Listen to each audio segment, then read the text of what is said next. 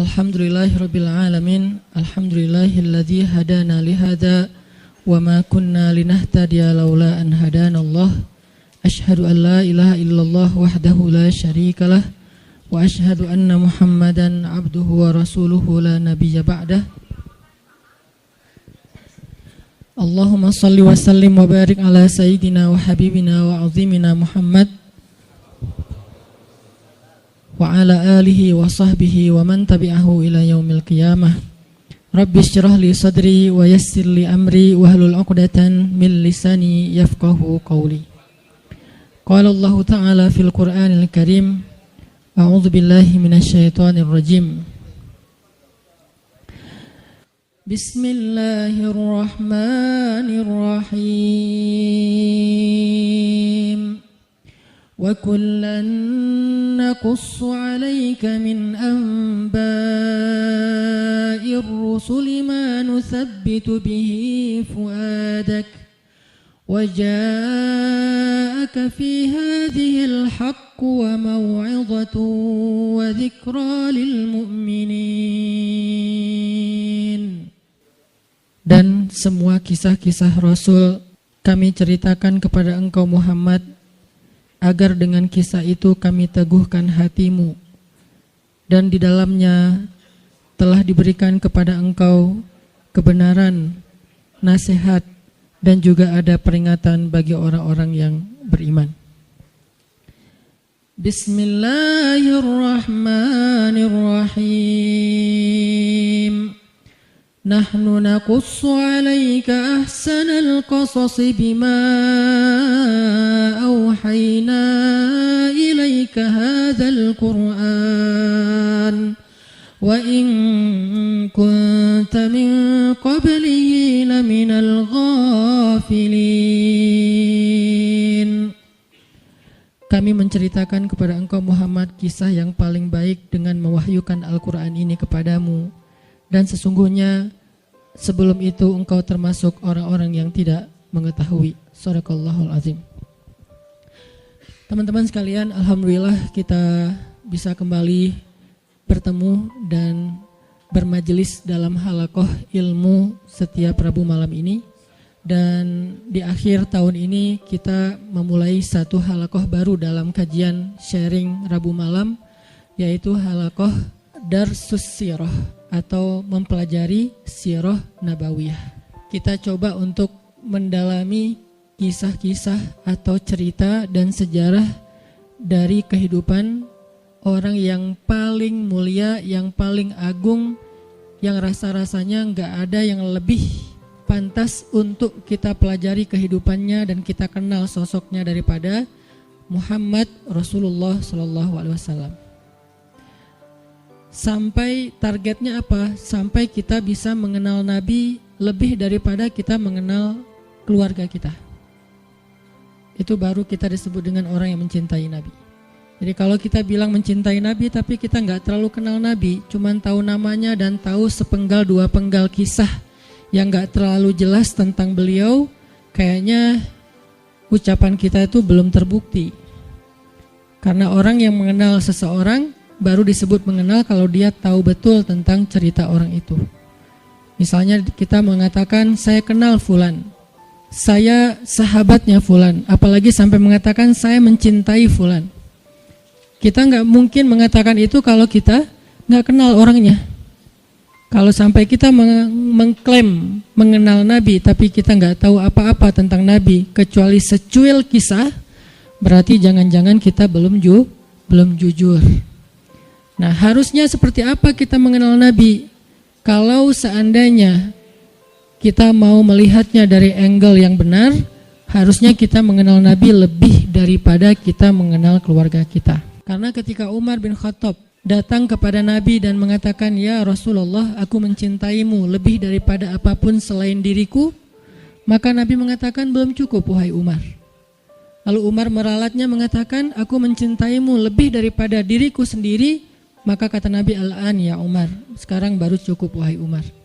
Salah satu pelajaran dalam adegan itu adalah harusnya kita mengenal Nabi bahkan lebih daripada diri kita sendiri. Kita mengenal Nabi lebih daripada keluarga kita.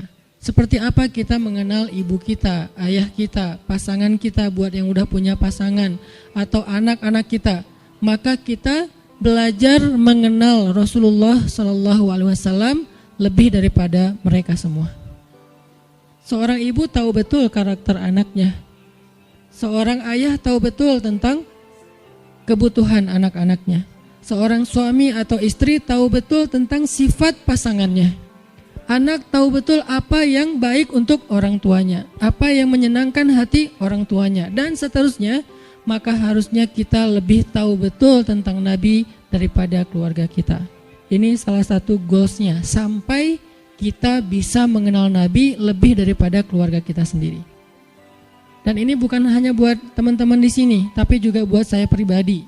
Sambil saya menyampaikan, karena ini bukan dari saya hanya menerjemahkan bacaan dan wawasan yang saya dapatkan, baik ketika dulu masih belajar di Al-Azhar maupun sampai sekarang karena jadi murid itu seumur hidup terus belajar ke dalam bahasa yang mungkin mudah-mudahan bisa lebih mudah kita fahami tentang sirah Nabi. Sehingga kita sama-sama nanti satu saat makin lama makin kenal dengan Nabi, makin tahu tentang Nabi, sampai bukan hanya yang zahirnya. Karena seperti yang saya pernah sampaikan, sunnah Nabi itu ada 3. Hanya dari 3 ini mungkin 2 sering dibahas, tapi yang ketiganya jarang dibahas. Ada sunnah surah penampilan Nabi. Sebagian dari penampilan Nabi hukumnya wajib diikuti, sebagian yang lain hukumnya sunnah diikuti. Artinya penampilan Nabi itu banyak dibahas, tentang jenggotnya, tentang sorbannya, tentang jubahnya, tentang sendalnya, dan seterusnya. Kemudian yang kedua, sirah perbuatan Nabi. Kehidupan Nabi secara zahir, cara tidur Nabi, cara berdiri Nabi, cara jalan Nabi, sikap Nabi, marah Nabi, dan seterusnya. Sirah aktivitas Nabi, termasuk jihadnya Nabi, dakwahnya Nabi, kehidupan pribadi beliau, kehidupan keluarganya, kehidupan masjidnya, kehidupan tetangganya, kehidupan masyarakatnya, dan seterusnya. Sirah itu banyak dibahas, dan sekarang pun kita sedang membahas itu.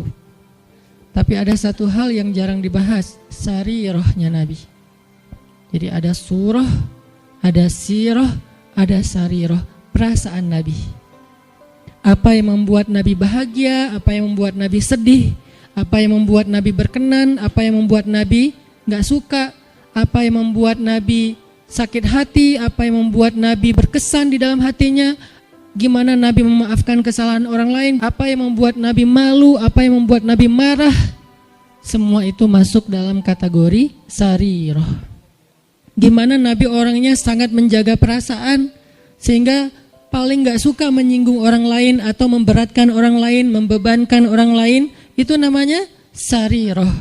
Kita sampai kalau bisa mengenal sarirahnya Nabi, bukan hanya surah dan sirah, tapi sampai sarirah. Karena kalau kita nggak belajar sarirah Nabi, kita hanya belajar kulitnya, yaitu yang tampak saja. Jangan-jangan semakin kita mengetahui sunnah Nabi, semakin kita jadi bikin orang nggak nyaman, semakin galak, semakin eksklusif. Bahkan jangan-jangan gak sengaja kita semakin merasa paling benar. Padahal Nabi SAW sendiri dengan sarirah beliau adalah orang yang paling menyenangkan. Gimana Nabi jadi orang yang paling menyenangkan? Itu sarirah, bukan sirah, bukan surah. Nabi menyenangkan bukan hanya karena beliau ganteng, itu udah pastilah. Tapi banyak orang ganteng tapi nyebelin ya. Ada orang, ya kenceng di belakang. Ada cewek makin cantik, makin bikin kita kayak gak nyaman gitu. Kenapa gak nyaman? Karena mungkin kecantikan dia itu jadi fitnah, kecantikan itu bikin dia jadi jutek atau apa. Ada orang secara fisiknya hampir bisa dibilang sempurna, dia fisiknya keren, tapi karena sarirahnya, mentalnya, perasaannya itu gak humble sama orang lain, akhirnya kita juga gak nyaman bareng dia. Makanya ada orang memilih pasangan, walaupun yang tampak duluan itu fisik, tetapi kadang-kadang ada orang yang kayaknya pasangannya biasa banget, tapi dia kayak happy banget sama orang itu. Kenapa? Karena cocok secara karakter. Nah artinya mungkin kita wawasan tentang Nabi itu bagus, surahnya kita mencontohkan Nabi itu hampir sempurna, karena gak ada yang sempurna Nabi pastinya. Cuman kok gak bisa bikin orang nyaman? Jangan-jangan kita tahu banget surah, belajar banyak sirah tapi hampir kurang aware tentang sarirahnya Nabi, perasaan Nabi. Ada hadis ketika Nabi menyampaikan hadis itu nyaman didengar. Ketika kita yang ngomongin hadis yang sama kok jadi bikin orang gak suka, jadi bikin orang sedih gitu. Jangan-jangan bukan teks hadisnya. Hadisnya sahih, bahkan mutawatir, Bukhari, Muslim.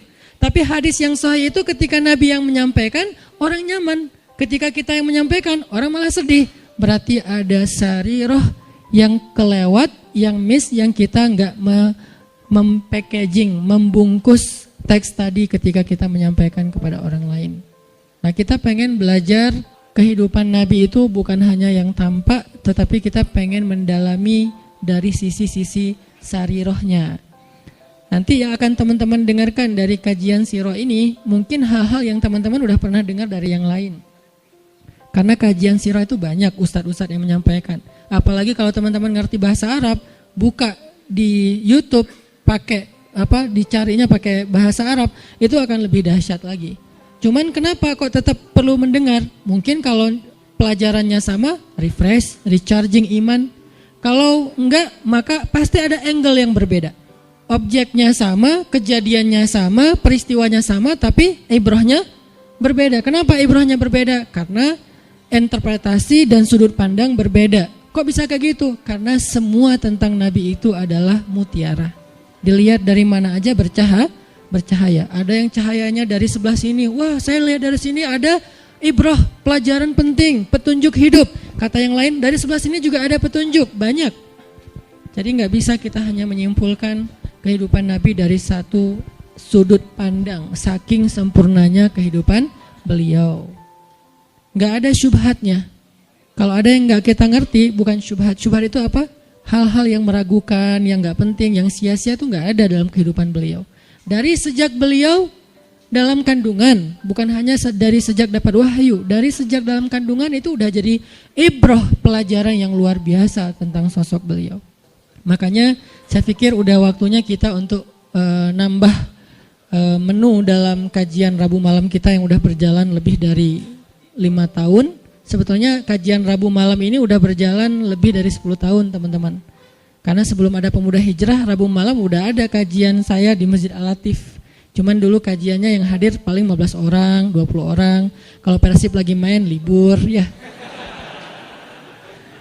Alhamdulillah kemudian dengan adanya Pemuda Hijrah kita kerja dakwah bareng-bareng jadi rame, kemudian jadi berkembang. Artinya dulu tuh kajian kita tuh udah sempat masuk ke level apa, kemudian kita coba lightkan lagi supaya semua orang bisa nyaman dengan bahasa-bahasa taklim. Dulu udah agak bold tuh. Makanya saya bilang dulu kajian kita tuh membahas tentang rijal, para tokoh-tokoh kesatria Islam. Saya pernah bahas Ikrimah anaknya Abu Jahal, seberapa kerennya Ikrimah. Saya bahas juga tentang kisahnya Imam Hasan Al-Basri, Ibnul Musayyib, Umar bin Abdul Aziz. Sampai yang terakhir sebelum datangnya Pemuda Hijrah, kita membahas Nuruddin Zinki. Dulu tuh udah sampai ke pembahasan rijal, tokoh-tokoh Islam. Tapi karena kebutuhan dakwah dengan segmen yang lebih luas, kita pakai menu yang lebih light lagi. Sekarang cengeknya dikurangin, ya. Jadi light, jadi semua orang bisa makan, anak kecil juga bisa makan nasi gorengnya. Tapi itu udah berjalan 5 tahun. Sekarang saatnya pakai tambahan cengek, lebih lada dikit. Supaya apa? Supaya lebih nikmat, supaya lebih kerasa. Nah ini kita tambahin dengan sirah. Saya pikir semua teman-teman yang hadir di sini adalah orang-orang yang udah lama ngaji, udah rajin ngaji, udah ngejar taklim. Yuk belajar sirah sama-sama sampai kita mengenal sosok Nabi seperti kita mengenal keluarga kita.